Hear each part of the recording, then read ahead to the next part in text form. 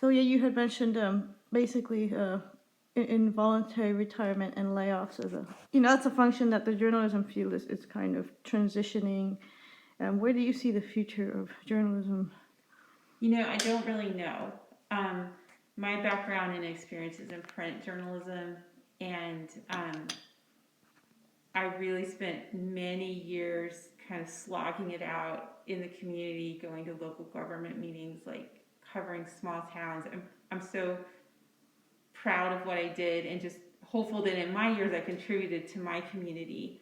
But that role doesn't really exist anymore. The little towns that I covered, the big paper that I worked for doesn't send reporters there anymore. I'm not even sure if any reporters go to those meetings anymore. And my hope would be that there's somehow a resurgence of local journalism. It matters so much, but I honestly don't know.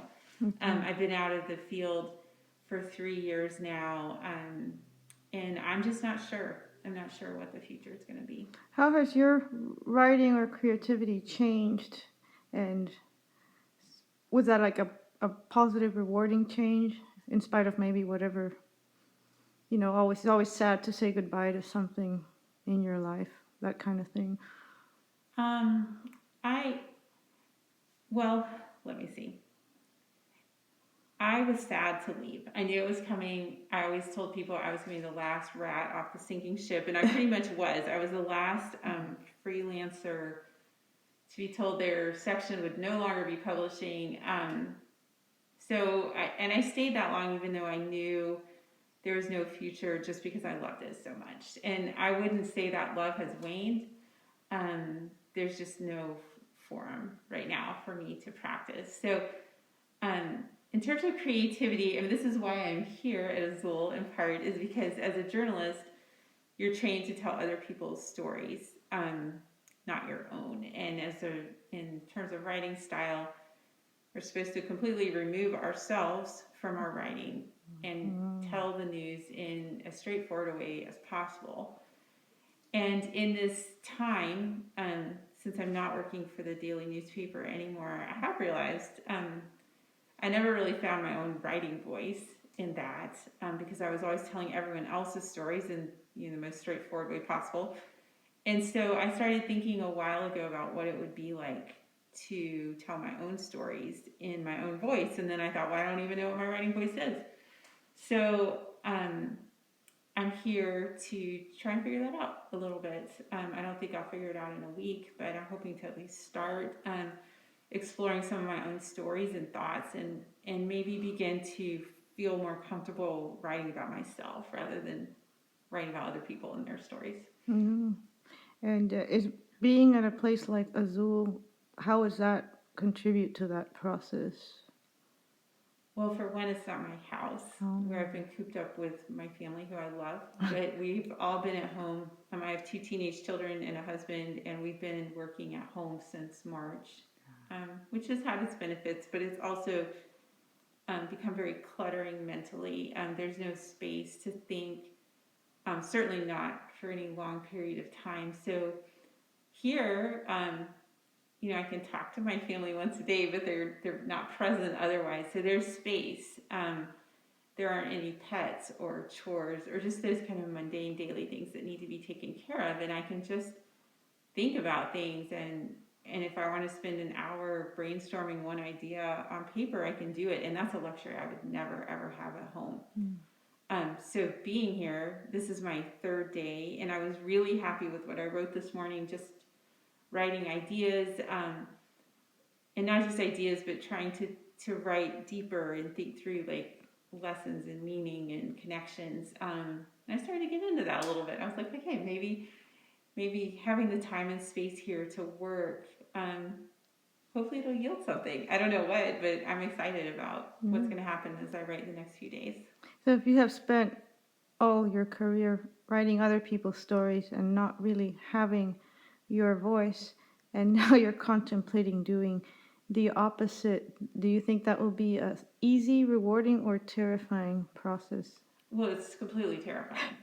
Um, so a few years ago, so I teach writing and journalism at UNC Charlotte, and 2 years ago, the writing department put out a call for, they published their own textbook, and people in the department could contribute. And I'm an adjunct, I'm not a full-time instructor, and I'm kind of on the fringe there. And I was like, well, I have an idea. So I submitted it, and my idea was to write about my journalism experiences, good and bad, and what I learned from them, in context of the topic of that year's textbook. And they accepted it, and so I wrote this long chapter detailing some of my failures, in particular as a journalist, and I was so proud of it.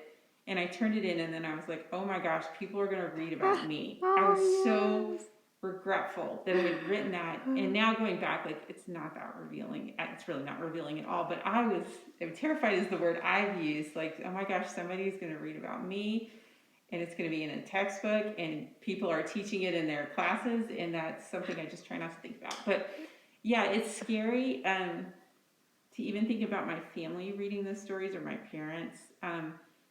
But I think that's part of the process of connecting maybe with myself better, and just being more open. Yeah. Not there yet, but maybe I will be. Yeah. And was there a specific project that you had in mind for being at Azule? Yes. So one of my jobs, along with teaching at the university, is I work at a private school in Charlotte, editing college admissions essays, and I work with some really amazing students. And for those who aren't familiar with how college admissions work, most colleges ask students to write 650-word essay. It's called the Common App, and you can write one Common App and submit it to all the colleges you're applying to. So it's pretty important, like this one essay. Students will spend weeks working on this one essay. A student emailed me in August and said, I have written 30 Common Apps. Could you read them and give me feedback? And I was like, you wrote 30. I only need one. And so I did what she asked, and I looked at her Google Doc, and I read all 30 of her essays, and I gave her feedback on all 30, and it was quite the chore. I shouldn't say chore, quite the labor. Well, sure, just time consuming. How many hours? No, I'm just saying that it was not a chore, but time consuming. Yes, right. And plus, just attention-wise, like reading 30 essays, it was a lot. But when I finished, I just thought, this is an amazing body of work. The girl is a really good writer, probably one of the best student writers I've ever read. Thoroughly enjoyed her essays. And then I became kind of envious, because I thought, well, I would like to have 30 Common Apps. I mean, what an amazing way that she has captured her high school career in these really incredible essays, and I hope she keeps them. I would not tell her she's inspired me to come here for a week. She would think that was crazy. But anyway, just reading this collection of essays about her life made me want to do the same. So my original ambition was to write 30 essays just because the student had, but now I think that's really ambitious. Wow. So maybe one day I'll have 30. Writing personal essays is kind of painful for me because of the personal nature of it.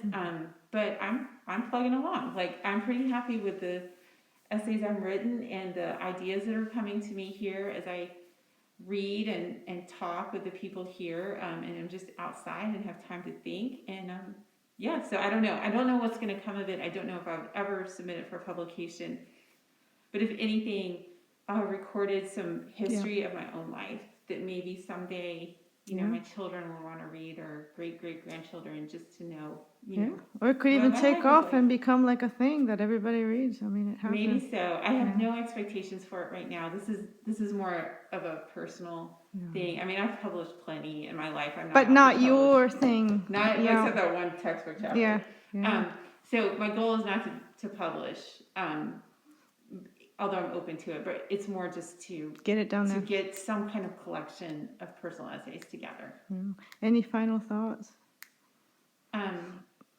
I mean, I'm certainly happy to plug Azule, because this is an amazing place. And if it just in terms of art, I don't really consider myself an artist. I'm just someone who wants to write. But the opportunity to clear your head in such an amazing place with the beautiful natural surroundings, like it's really, I'm so grateful to be here.